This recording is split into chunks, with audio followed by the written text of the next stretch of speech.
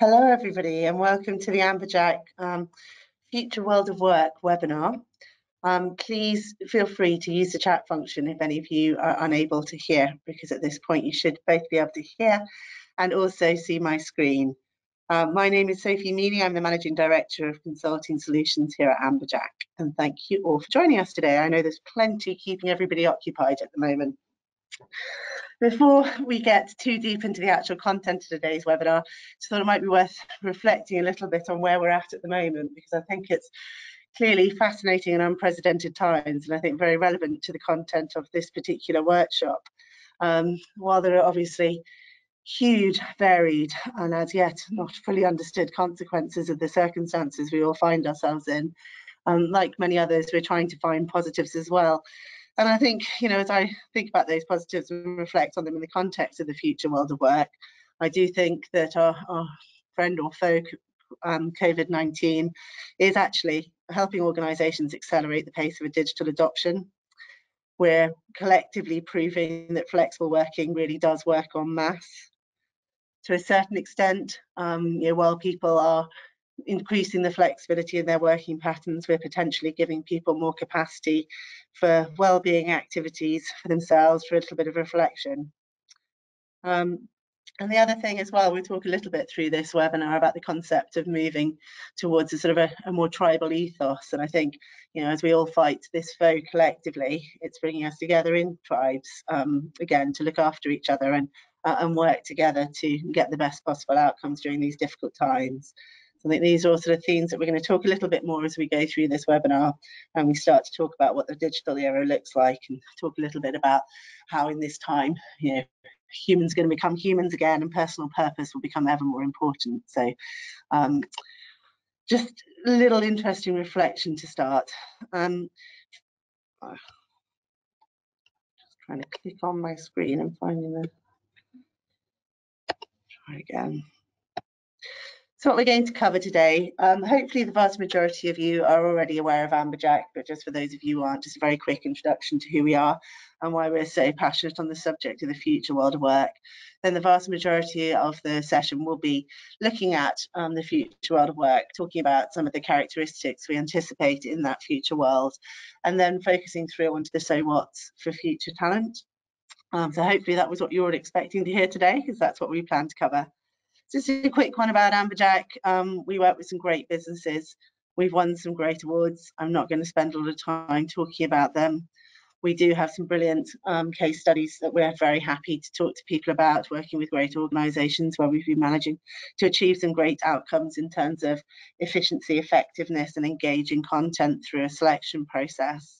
But rather than hearing me talk about any of this, I thought it would be useful to use today's session as an opportunity to preview a new video that we've made, just summarising our view on Amberjack and our position in the market. So I shall hand over to this video and hopefully it'll work.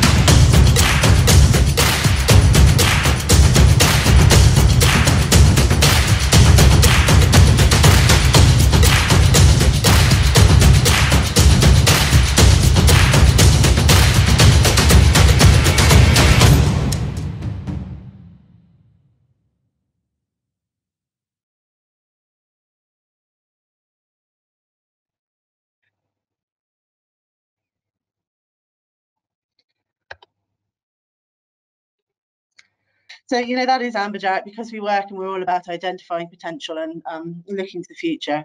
The future world of work is something that we're extremely passionate about, and we'd be delighted to talk to any of you about in greater detail. What is absolutely, I think, accepted and universally acknowledged is that the world of work is changing faster than ever before. And actually, in all honesty, what it boils down to is that there is a really stark choice for organisations. They either need to embrace that change and recognise and realise the full potential of embracing that change, or actually recognise that a failure to embrace that change will have very significant and potentially negative impact for the business. So why is this velocity of change increasing? A lot of the things that we're seeing aren't necessarily new technologies. A lot of these technologies that we're all talking a lot more about these days have been around for a long time. But what we're seeing is that the pace of adoption is accelerating. And if we're to believe the futurologists, we are accelerating through to the point of singularity, where we'll see a sort of human-machine hybrid. And that's something that used to be the world of sci-fi, but quite possibly could be a reality in most of our lifetimes. And we're going to explore that a little bit more seriously and actually reflect or face into the extent to which we should see that as an opportunity versus a threat. But why are we seeing this sort of exponential increase in pace and adoption? And it's really because a number of different things have all come together. We're now in a world where we have big data lakes. In the past, data used to sit within each software application or within each piece of hardware, and it was incredibly hard to stitch that data together. I'm not going to pretend it's now magically become easy, but it has become much easier. And as it becomes increasingly easier, and as organizations increasingly understand what needs to be true about their data in order for it to work as a holistic data set, and for us to be able to work and to draw conclusions from that big data, we'll see this becoming an ever more significant accelerator. The cloud has obviously been around now for a while, and actually during the course of this last era, we've moved to almost unilateral acceptance that cloud is the way forward. But all of us, when we reflect back, will realise that that's a fairly new thing. But the fact that everything now lives up in the cloud as opposed to in virtual servers means that the potential for things to be connected together is so much greater. This is also, these two things would be important, but the additional accelerator is the compute power. So, computers now, our head of technology will tell me how many processors you can fit on something the size of your thumbnail, and it's quite astounding. The standard home-based phone or laptop computer or desktop computer now has the most enormous compute power. And although we're not quite yet at the stage of quantum computing, we're really on the brink of that happening. And what we're already seeing in terms of the potential for technology will then be accelerated even more radically when we start to step into that space. So these are the sort of conditions that's making this acceleration of technology adoption a reality. And we step into, we're on the brink of the fifth industrial revolution, less than a decade after we started the fourth. And that's really staggering when we think about how long it took us to transition through the early industrial revolutions. And I know that there's a lot of concern and fear around what this actually will mean for human beings as humans, but also for human beings as workers and as employees, and whether the era of automation will mean an era of decreased opportunity for people. We have a very positive perspective on this, and I hope that over the next few slides we'll be able to bring that to life for you, because we actually really do see the digital revolution as an opportunity for humans to be humans again. And what do we mean by that? One of the futurologists who we work quite closely with at Amberjack is a gentleman called Aidan McCormack. And he talks about the features that have characterized the different phases through history. And one of the conclusions that he really draws or highlights is that the industrial era, the era that all of us have most recently been living in, is an era in which actually humans have been forced to work as computers. And as computers come back to the fore, humans will be able to go back to being human again. And what he means about that is that, the fact that we'll be able to be much more mobile, we'll be able to, socialize in new and different ways. We'll move from a world in which, work is, a thing and a place where you go to work and start at 9 and finish at 5:30, or we all know that's probably not the reality for most of us, but a defined period of time, to a world in which work and life can coexist much more harmoniously together, and where we'll actually be able to go back to focusing on being creative beings, and creative beings who are autonomous rather than people who are basically cogs in a wheel of a process or a system. and where our productivity will be uncapped. So he's quite passionate about the fact that within the industrial era, people were paid versus, or anchored in, for example, time served as opposed to output. And that this new digital era will be much more focused on output rather than input. And therefore, we'll start to see a world in which we have an increased productivity as well. So in many ways, this industrial era is being characterized by the manager, by processes and systems, and the new era will be characterized by that sort of stuff being owned and delivered by the computer, freeing humans up to do the things that make us uniquely human. Focusing a little bit on these macro factors as well, I'm sure people are familiar now with the concept of the 100-year life. You know, people who've been born since, you know, the early sort of millennium really have been facing into a world in which they can realistically expect to live for 100 years. That sounds great in many ways, but it is causing a lot of problems for the overall global infrastructure, which has not been set up for people to live that long. And it also just actually means, from the a personal perspective, that for the majority of us, we're likely to be working for over 70 years. Wow, that's quite a big thing to really take in and reflect on.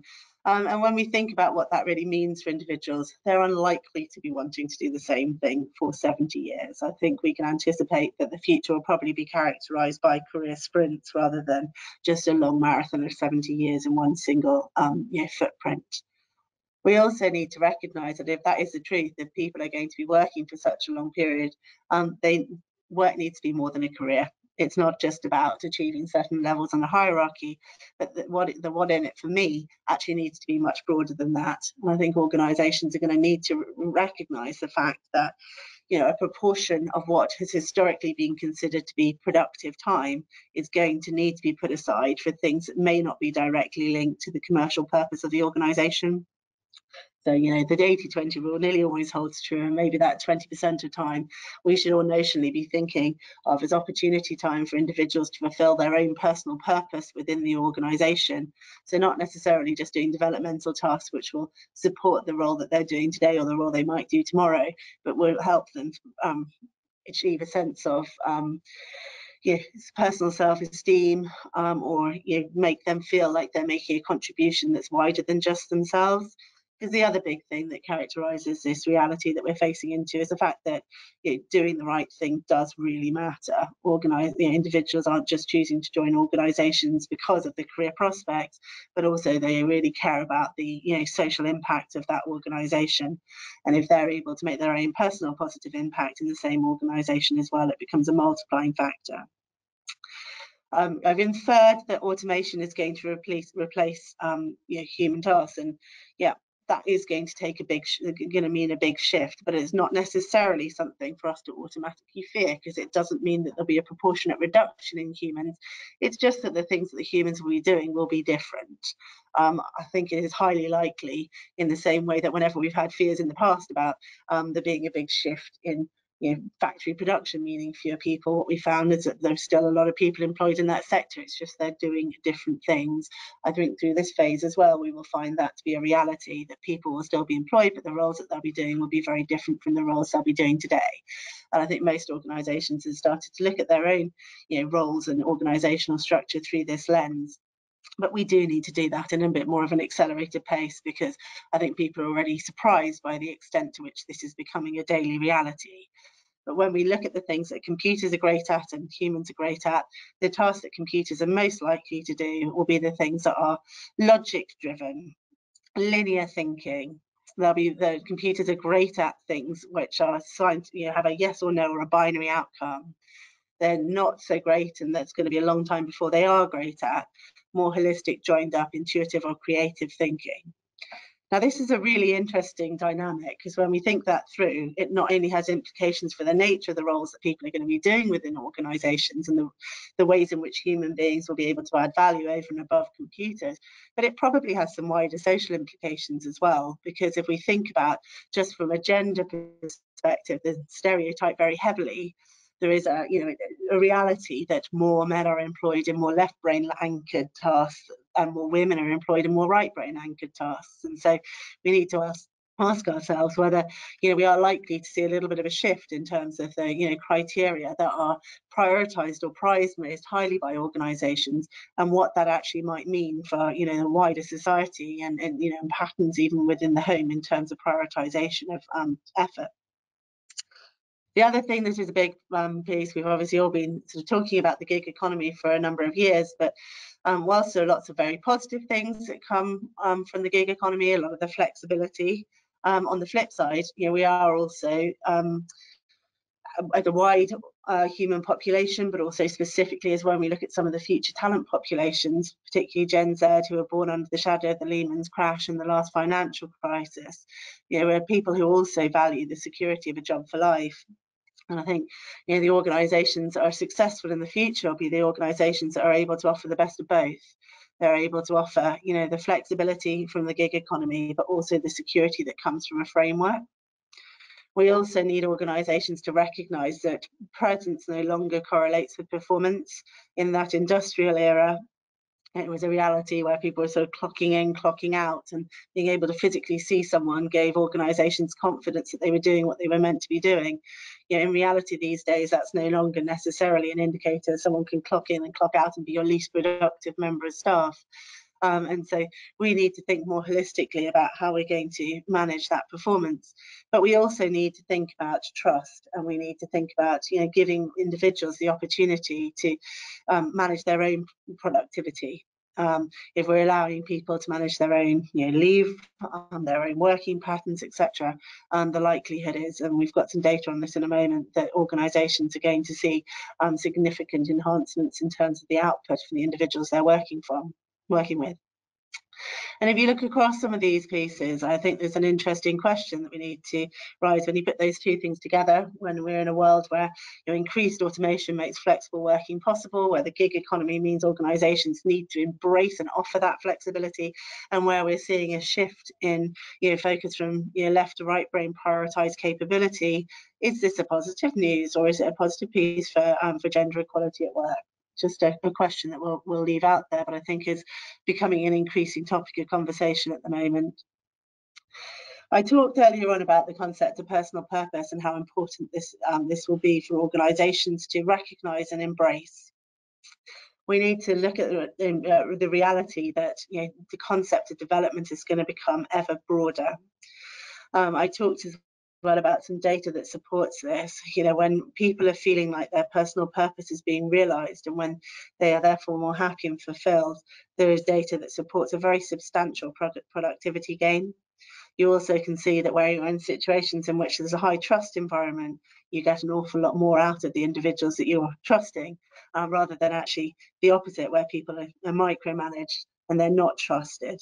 Then they tend to be much less engaged, and therefore the output is much less. The other things that we need to face into is the reality that we actually are all Google Augmented. I can get on quite a soapbox about this one, so I have to be a bit careful, but our education system is still set up to prize knowledge over application of knowledge, and this is something that really does need to change. Knowledge is no longer the currency that it used to be. It's far less important what you know, it's much more about how you apply what you know, or it's about how you apply the information you're able to access through resources like Google.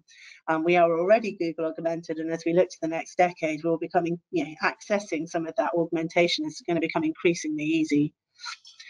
It's also really true that technology is democratizing the workplace. I know a number of organizations have for a while had reverse mentoring programs which help individuals from who've been digital natives, help individuals who've perhaps not been as inherently native in technology as they have. But this is bigger than that.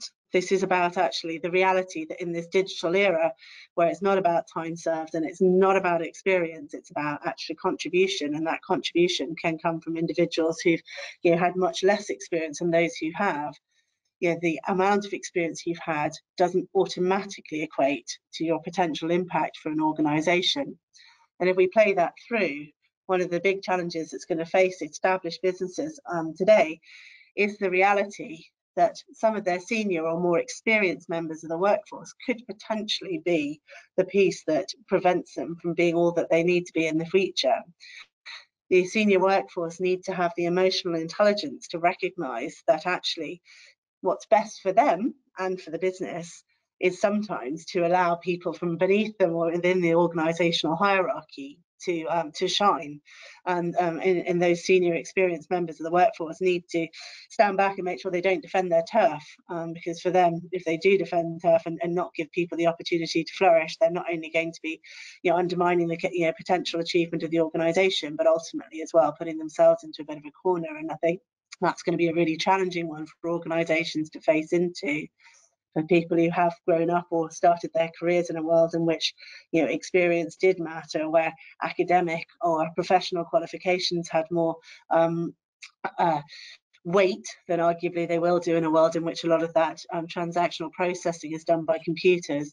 For them to recognise the potential contribution from people who've much less time served is going to be a real challenge.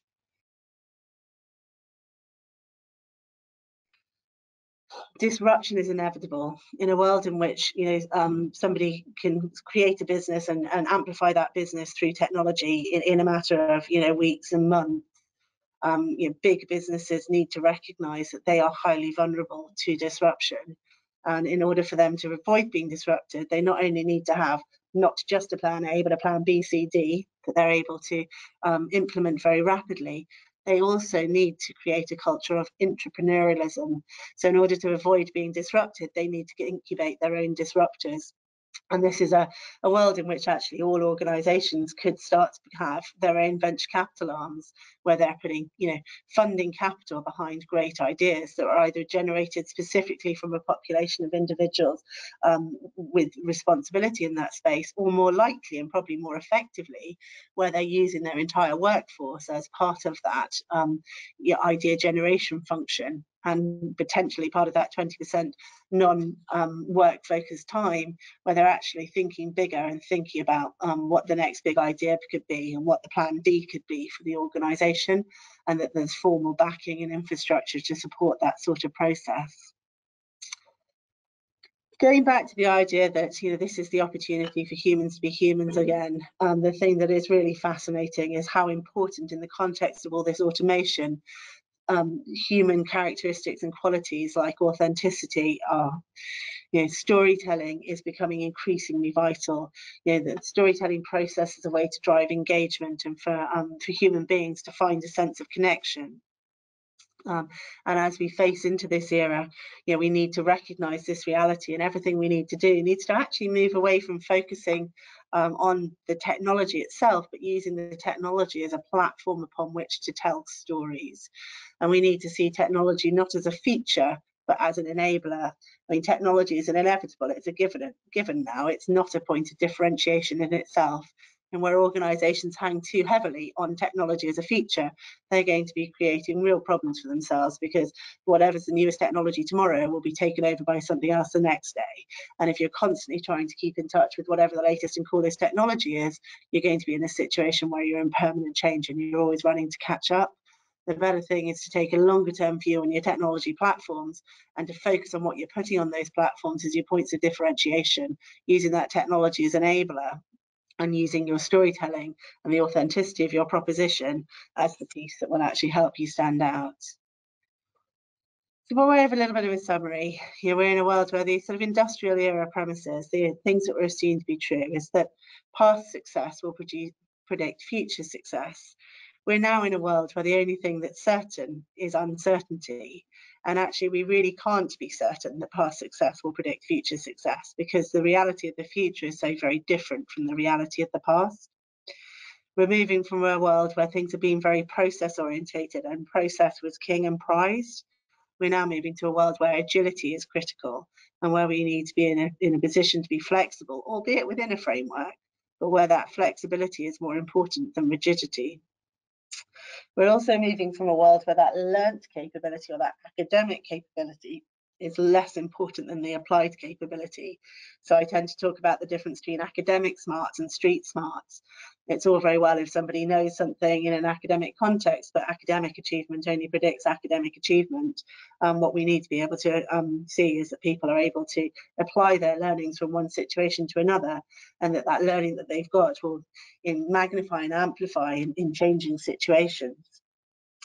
everything that we've talked about to date implies that we're going to be moving into a world which is much, much less hierarchical, but where it will be, focused on clusters of teams or tribes coming together for shared purpose. And as we've sort of said many times now, hopefully a world in which people are going to stop replicating machines and actually go back to being humans again, because the machines will reclaim their territory. People often talk about innovation, and I'm not sure they often always know what they're talking about or what they mean when they say innovation. The definition of innovation really is just the future delivered today. And I think there is a really unique opportunity for organisations at the moment to truly innovate. A lot of people, a lot of organisations are paralysed. They're fixated on all the things they don't know about the future. And they're not focused on the few things that they do know. And I think the most progressive businesses will forget about the things that they don't know, will recognise that the future is characterised by uncertainty, by ambiguity, and that will not be the answers or certainty that people seek. And instead they'll focus on the few things that they do know in order to get ahead. And our strong position on this is that when the only certainty is change, potential is all that matters. So we're talking to organisations now about the fact that something that used to be considered a differential characteristic, so people would hire for experience and then see whether they had potential as well as a final differentiator. We're now saying that actually potential is critical. Potential has gone from being a differentiator to actually being a hygiene factor. Organisations need to ensure that every single individual within their organisation has potential. And then what do we mean by potential? With Amberjack, we have a very specific definition of potential. And as you look at this slide, you'll see a couple of things that characterise that. The first is what we term grit. So this is resilience, drive. This is about being able to achieve outcomes regardless of what happens, your ability to respond to ambiguity and constant change, and to keep pushing forward. Attached to that as well, you'll also see creativity. So this is emotional intelligence, this is forward thinking, this is this is disruptive thinking. This is the bits that I guess differentiate humans from computers, and that bit tied in with the implied intellect. So the computers will be great at the pure intellect stuff, the logic stuff, the A plus B equals C stuff. But the bit about applying that capability, applying your cognitive capability, but also applying your emotional capability, your ability to understand human dynamics and also the dynamics between humans and machines will be critical. And then I think it would be very strange if the final bucket didn't exist in the context of everything we're talking about today. Applied technical smarts and digital creativity will be absolutely critical. So when we're saying, there is a certainty, the certainty we know is that there will be change. And we're saying in a world in which we know that there will be change, and when we know that change will be characterised by increased automation, these are the key component parts that we would say every organisation needs to be anchoring in. We also would say that this is not just about early in careers. We'd say this applies for all roles. For every single role, you need to be assessing potential. You need to be assessing somebody's potential to master that role, to grow in that role. And when we're talking about high potential, we may be talking about term potential. So somebody's potential to do the role that they're currently doing in a different geography or in a different function, and then keep turning in a similar way as they go up through the organisational hierarchy. And when we're talking about that piece, in a world where we're characterised by automation, that digital intelligence is going to be critical. In a world in which computers outperform people on tasks anchored in logic, the human contributions will come from that agility, that creativity, that EQ, and that social intelligence. So moving in to the sort of so what's for future talent. What do we actually recommend that all future talent recruiters are focused on? And just to be clear, when we're talking about future talent recruiters, we're not just talking about people who are focused on graduates, apprentices. We're talking about anybody who is recruiting for future potential. And I think the first tip, quite an obvious one in some ways, but probably the hardest one for people to really embrace, is have difficult conversations. The proposition that people are taking out to the market when they're trying to bring in new talent is really anchored, or the foundation for the story that you'll be telling. And so you need the whole organisation to really embrace the reality of the direction of change that's inevitable. We need to ask some really difficult questions across the business. Why are we paying people based on time served as opposed to output or contribution? Is there a world in which everybody could be on a basic retainer, and then based on individual projects or work snapshots, there could be some proportionate salary linked to the contribution they've made? What other reward structures could potentially be appropriate in a world in which there's a level of flexibility and where there's a democratization of the workplace? Really simple. Why are a lot of organizations still having holiday allowances, where we can actually measure and evaluate contribution by virtue of output as opposed to by time served? Actually, why does it matter how much leave people take? Why can't people spend 20% of their time on non-core activities? What would be the possible benefit to your organisation of such an approach being introduced versus the downside of not introducing that when other organisations almost inevitably will be? Do you, within your organisation, have a significant population who are likely to hold you back? People who are going to find this level of change extremely hard to embrace because actually they don't necessarily have potential themselves and they're anchored in an old way of working. Do your managers have that necessary IQ to recognise that this change is coming and it's inevitable, and to help your organisation embrace that change? Or are they going to be the blockers to that change? If that's the case, what can you as an organisation do about it? I think we're all working pretty flexibly these days, but now we've had the proof of case, why can't more people work from home and flexibly? While we've got collaboration tools and when technology enables that connection, why can't we do that? Can your business have a VC arm? Do you have the opportunity to internally fund the next disruptor for your industry? And if you don't and you can't, why not? And is that something that's a separate function, or is this a proportion of everybody's role across your business? And how are you going to harness that innovation? For organisations particularly who've been around for a long time, do you genuinely have a plan B? Because I can tell you a lot of organisations don't. So what happens when plan A fails? Because it's almost inevitable for most organisations over this next period of time that plan A will at least come under threat, but might quite likely fail. And what is your plan B? I think a big question for anybody who works in the early and career space is, why do you hire graduates? I think this comes in with the reality of the 100-year life, but also the fact that when we look at the levy and the fact that we can have higher apprenticeships these days and degree level apprenticeships, the proposition for graduates is waning. And when I speak to most organisations, when they're bringing in degree level apprentices, they're saying their contribution is at least as good as that of people who have actually come out of universities.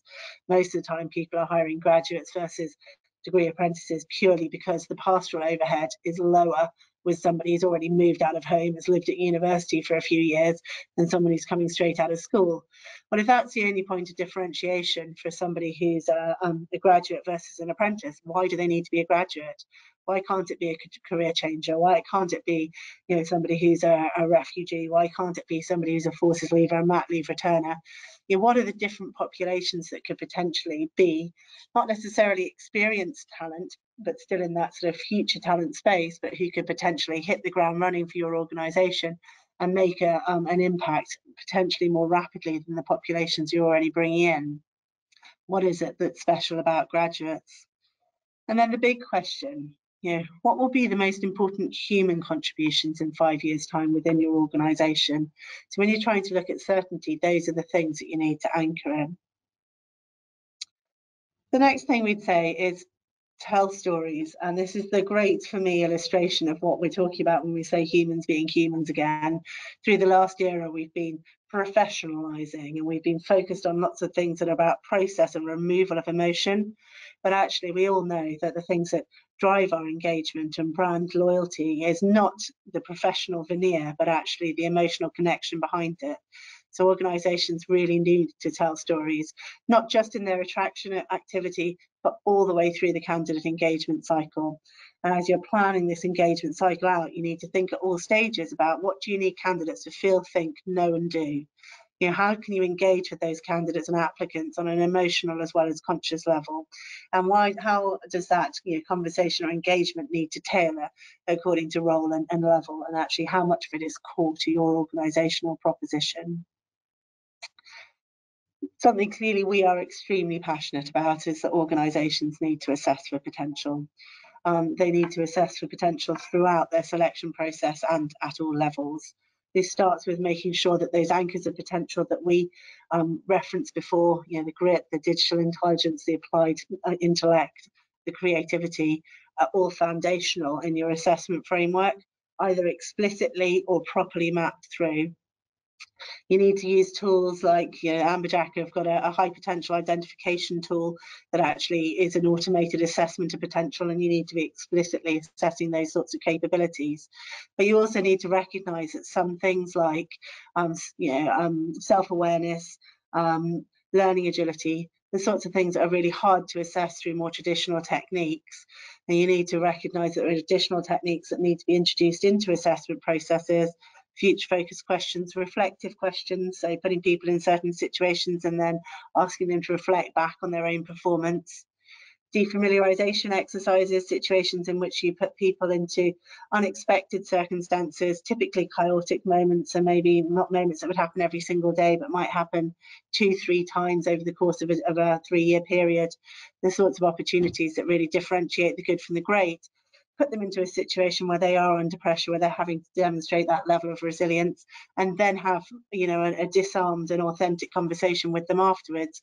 Talk to them about the extent to which they felt they were able to play to their strengths, the things they felt they could have done better, what they do differently if they went through that sort of circumstance again, actually how they found the experience, and have a different level of conversation that allows you to assess for that emotional intelligence rather than just learned experience and learned behaviours. Clearly, this one almost doesn't need to be said, that every single thing that people do these days needs to be technology enabled. But I think there are a few important points to make in this. When you're in technology enabling, the most important thing is to reduce friction in the candidate journey. So these days, it's a lot about enabling candidates to self-serve as much as possible. And that's what technology should really be there for, to enable candidates to assess themselves, but also to be able to self-manage through a process. But in doing this, organisations and individuals do need to be realistic that while that will be the reality for the vast majority of your candidates who will walk the happy path, there will also be an unhappy path. Organisations need to be realistic to the fact that there will be a significant proportion of candidates, and say 5% may not be a massive number, but it is still a significant number, who will need additional support, be that because they have additional requirements and modifications through the process, or just because they don't have the hardware and tech setup, etc. at home to give them the smoothest possible journey. And when you're implementing technology, it's more important that you test the unhappy paths than it is that you test the happy path. The happy path is taken for granted, actually, and that is what most of the architecture is anchored in. But before you deploy tech, you need to make sure that you think about all the ways in which people can fall off that happy path, and make sure that you anchor in that. And one of the things that we talk a lot about at the moment is making sure that before you get really advanced in the application of some of the potential artificial intelligences that exist within the marketplace already, make sure that you've got your data foundations sound and solid. And I would actually hypothesize that there's not a single organisation out there from a recruitment perspective that has their data in a good enough state to be able to apply some of those technologies. I would also say that at the moment we're in a world in which artificial intelligence is the opportunities or the technologies being brought to the market are all characterized by the potential of the technology. They're not being characterized by the problem that recruiters are trying to solve. And therefore we are actually seeing situations in which, while those technologies aren't necessarily any worse than humans might be, because obviously humans, we're fundamentally flawed too in terms of some of our judgments, they're definitely not better. And a lot of the basis upon which decisions are being made by artificial intelligence are actually inherently anchored in the wrong factors. So we'd say, be realistic about where you are in terms of your data before you start applying those technologies. And when you apply those technologies, be really clear that you haven't got a solution in search of a problem. You've actually got a solution that's matched to the problem that you've identified, and you're not applying technology for technology's sake, because that's where we start to see, unhappy outcomes. We'd also really recommend that people consider new and different talent pools. We're based out in Newbury, and one of the things that I tend to find when I'm taking a taxi is that most of the people driving taxis around here have had some fascinating career experiences to date. And a lot of them are driving taxis because they don't, the particular area they were in has been automated, and nobody has helped to recycle them back into the talent pool. They're people with a huge contribution to be made. And we're also in a world where most organisations are reporting talent shortages. There are already some really great programs out there. I know one of the ones that's inspired me recently is the program Capgemini run for refugees, and they're helping them learn coding skills. And so they're solving a number of different problems. They're helping hugely talented people access work, but they're also addressing a skills shortage, and those sorts of things where organisations are being realistic about talent gaps and skills shortages, and looking to to new talent pools in order to reintroduce those individuals back into the workforce and helping them be economically relevant again. These are the sorts of things that really need to characterise intelligent talent acquisition strategies going forward. Clearly, it's critical in all of this that organisations do the right thing, and that's not just from the perspective of organisational responsibility, but also because applicants are now rightly demanding it. We talked already about the fact that a more flexible people proposition is going to help women. It's likely it will probably also help people who have disabilities.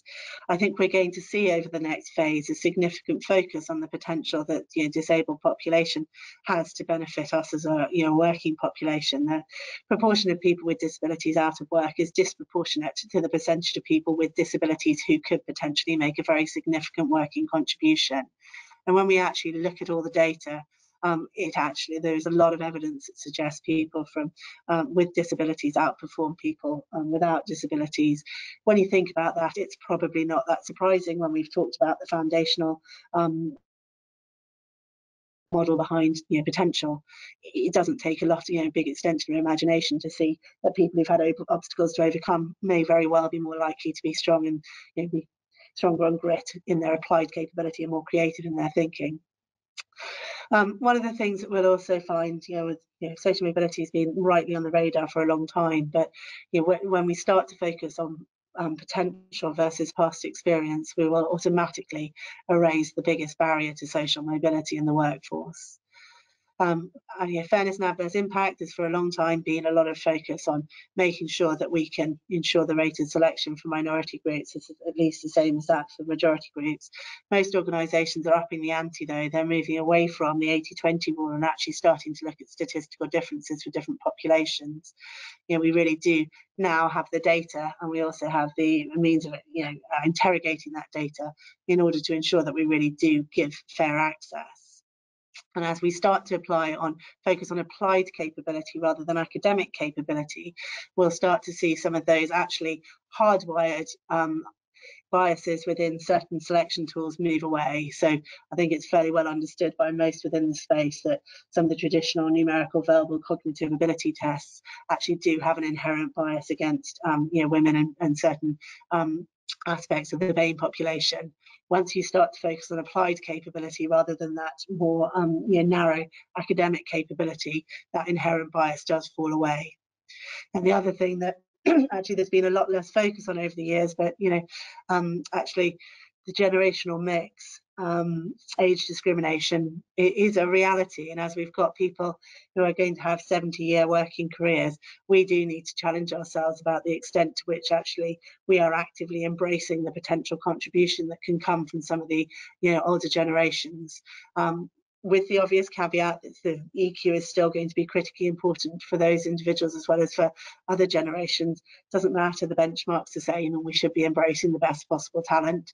And so organisations need to think really proactively about all of this stuff in order to make sure that they access the best possible talent, but also do the right thing from their organisational perspective, and also to enable them to have a really strong people proposition and a magnetic and compelling proposition that attracts the best talent. these days, I still see so few organisations that properly link the insights from assessment processes through to ongoing development within an organisation. And actually, there's no excuse for that these days.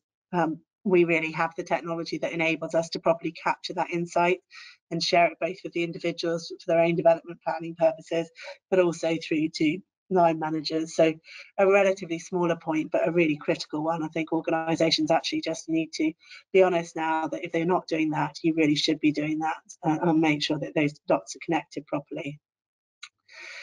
This is a really big one and a really challenging one, but this change is coming. It's absolutely inevitable. And I think one of the biggest challenges for people in this space is actually helping their stakeholders recognise this. This isn't an optional, this isn't a, we could do this if we want to get ahead. It's a reality that if you don't do this, you will be left behind, and fairly rapidly, because the pace of adoption is so extreme and becoming ever more so. And this is maybe not the most uplifting and positive of slides, but it is also the reality. One of the sort of the beauties, but also challenges of a digital environment is that it is data rich, and it therefore gives you the opportunity for true continual improvement. This gives you the opportunity to implement, iterate, and continually improve. So we're seeing organisations not necessarily going for big bang rollouts, but starting with a small pilot and iterating and continually improving that, taking the data insights, taking the insights from the deployment, taking the insights from the users, and constantly focusing on improvement. And finally, I think this is a particularly important point, within this current time, we need to not actually allow the uncertainty of today to be an excuse for inaction, because the point I made right at the start of this process is actually the current situation we're facing is accelerating all of these realities. Practical obstacles that used to exist in organisations, not enough hardware, not enough flexibility and firewalls and VPNs for everybody to work from home. All of those realities have had to be taken away now. People have had to create circumstances in which the digital era can be brought into reality more rapidly than before. So actually, although we're all a little bit on pause because we don't know quite what's going on, the reality of this pause is that it's accelerating all of the characteristics behind the scenes that I've already highlighted.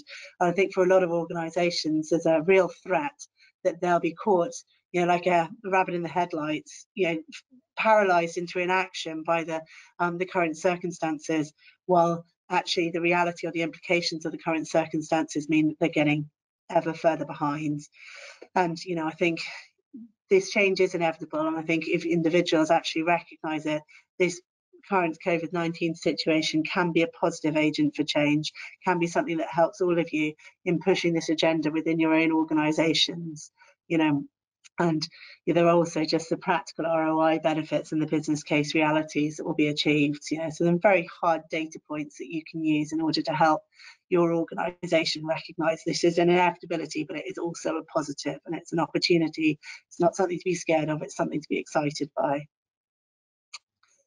So I realised I was meant to say at the start of this and didn't. I hope you don't mind, but we're going to address questions at the end.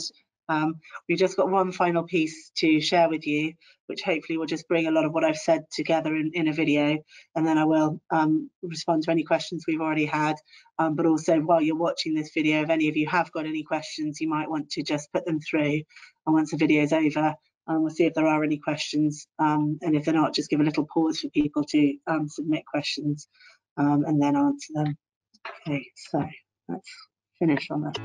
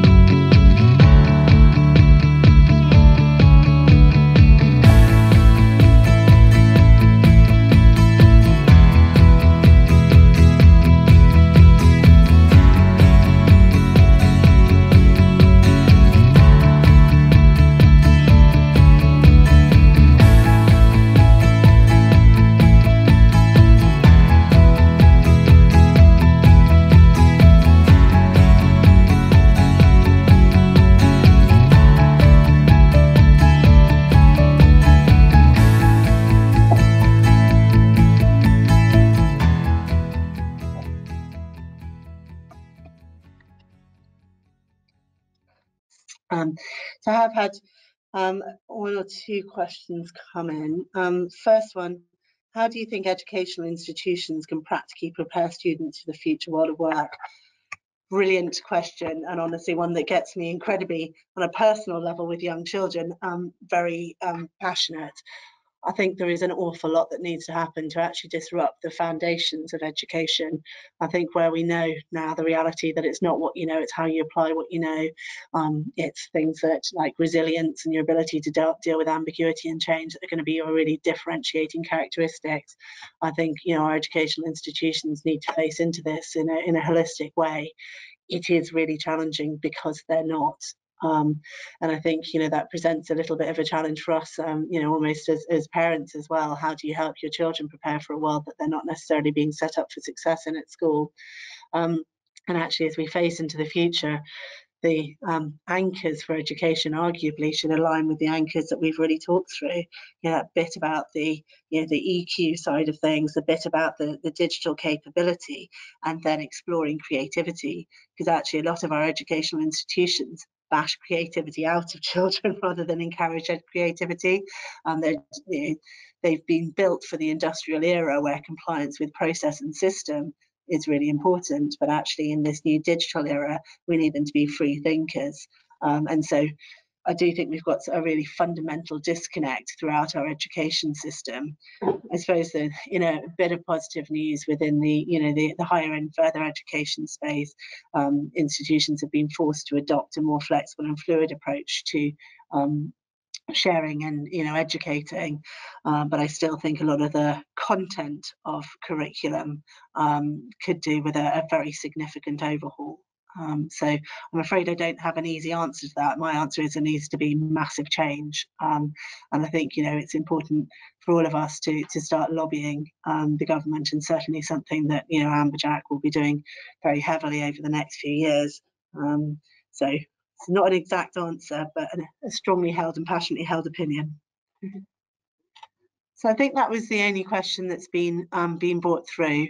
So thank you very much to everybody who's attended today's webinar. If you have any further questions, you've obviously got the details here on the screen in front of you. You are very welcome indeed to get in touch with my colleague Kate, whose email address and phone number is on the screen. Now, really happy to either answer any questions or indeed talk to you more extensively about how this could potentially be applied within your organisations.